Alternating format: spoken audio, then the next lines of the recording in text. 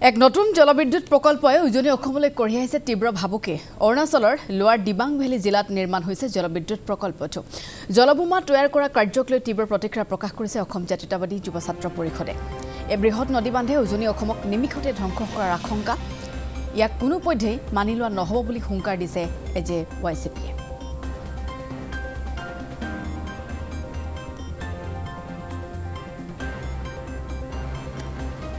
উত্তৰ অসমৰ প্ৰতিগৰাকী জনসাধাৰণৰ জীৱন সম্পত্তি সম্পূৰ্ণৰূপে বন্ধকত ৰাখি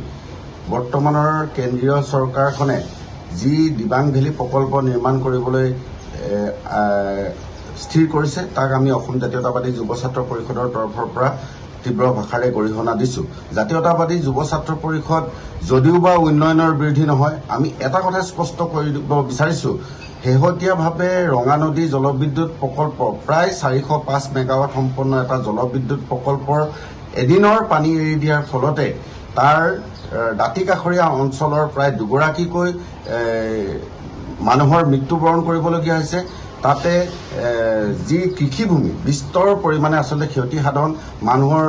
ঘৰ বাৰী উটি যোৱা পৰ্যায়লৈকে আচলতে ঘটনা সংঘটিত হৈছে এই কথাখিনি আচলতে দেখাৰ পিছতো কেন্দ্ৰীয় চৰকাৰখনে উপলব্ধি কৰিব নোৱাৰি শেহতীয়াভাৱে নামনি সোৱণশিৰি জলবিদ্যুৎ প্ৰকল্প নামেৰে এটা প্ৰকল্প উদ্ঘাটন কৰাৰ বাবে চিন্তা চৰ্চা কৰিছে যি সময়ত সেই সময়ৰ কেন্দ্ৰীয় মন্ত্ৰী ৰাজনাথ সিং ডাঙৰীয়া আহি প্ৰতিবাদত ভাগ লৈ তেখেতে কৈছিলে যদি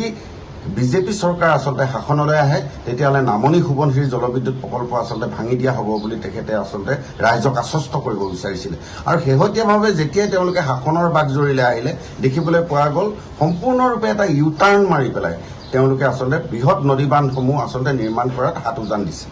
আৰু অতি শেহতীয়াভাৱে দেখিবলৈ পোৱা গৈছে যে উত্তৰ অসমৰ প্ৰতিগৰাকী জনসাধাৰণৰ জীৱন সম্পত্তি সম্পূৰ্ণৰূপে বন্ধকত ৰাখি সম্পূৰ্ণৰূপে এই উত্তৰ অসমৰ মানুহখিনিৰ কথা চিন্তা নকৰাকৈ আচলতে কেন্দ্ৰীয় চৰকাৰৰ নেতৃত্বত যি আছুপানী নামৰ অঞ্চলত আচলতে দিবাং ভেলী লোৱাৰ দিবাং ভেলীত এটা আচলতে জলবিদ্যুৎ প্ৰকল্প আচলতে এই নামনি সোৱণশিৰি জলবিদ্যুৎ প্ৰকল্পতকৈও আচলতে বৃহৎ এটা জলবিদ্যুৎ প্ৰকল্প বনাবলৈ গৈ আছে ই আচলতে এটা গৰিহণাৰ যোগ্য আপোনালোকে